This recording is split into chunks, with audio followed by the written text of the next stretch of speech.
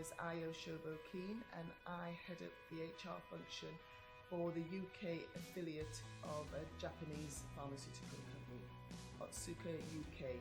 As head of HR, I implement HR systems and processes, and I work very closely with our senior leadership team, of which I'm a part of, and also our managing director.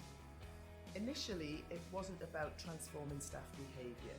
It was more about resilience, and I had noticed staff exhibiting non-resilient behaviour. I was concerned that staff weren't recognising when they were dipping in resilience, and I wanted staff not only to recognise their own resilience and what they could do about it, picking themselves up out of those dips, but also recognising resilient or lack of resilient behaviour in their work colleagues. Be the Best Together was a vision that was launched by our managing director. He'd recently joined Otsuka in the UK, and it was about, this is a new change, this is what we're going to be going forward, and it's about having a vision and a context that everybody could unite behind and move forward with. Initially, it was around using the analogy of an orchestra, so it's not just about individuals, it's about groups of individuals performing really well, but then collectively performing to get a brilliant sound from an orchestra, and therefore being the best together.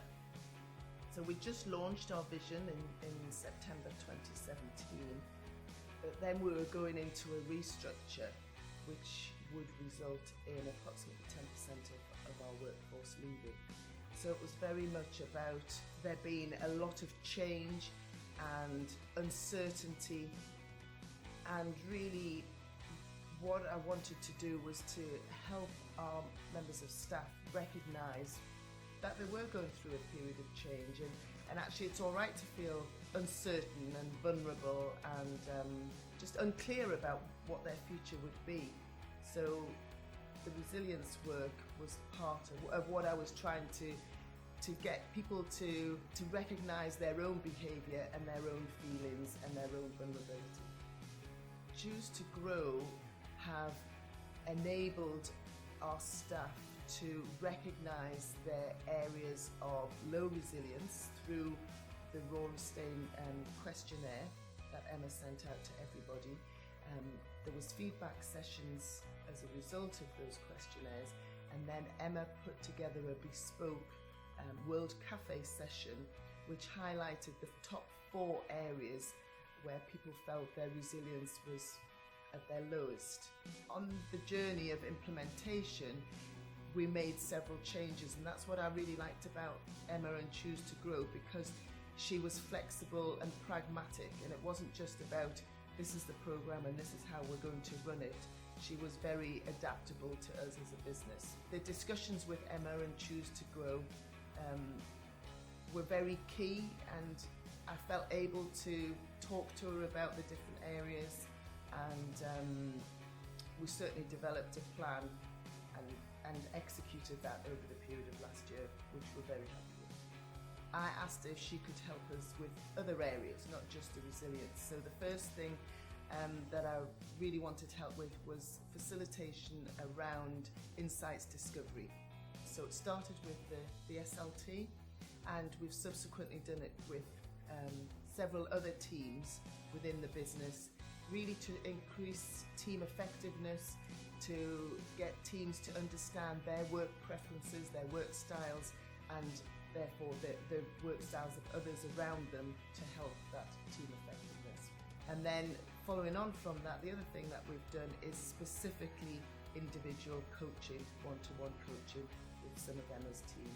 So for me, Choose to Grow initially started as a help with resilience interventions, but has over a period of time increased into other areas to help us with our learning and development.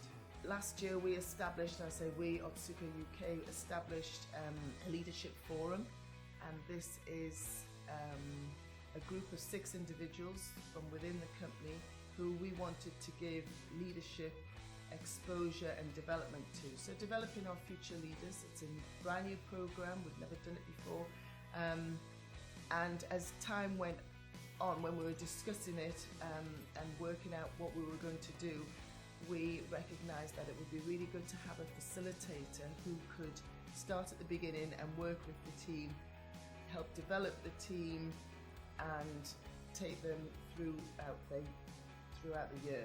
Amy has,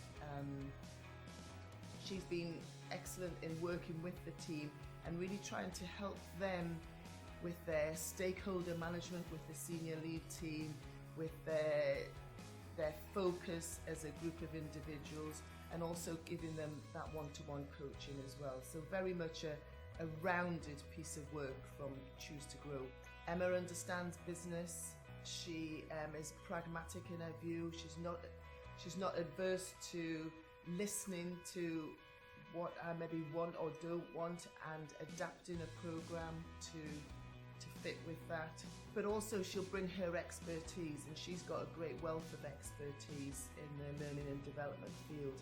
And so if she feels that I'm maybe cutting her back on something and she doesn't feel that I'm going to get the best out of something, she will challenge me and she will put her point of view forward, which is great, because just because I'm the customer and I'm paying her at the end of the day, it's always good when somebody can challenge you and question why you're doing things or why you've made that decision.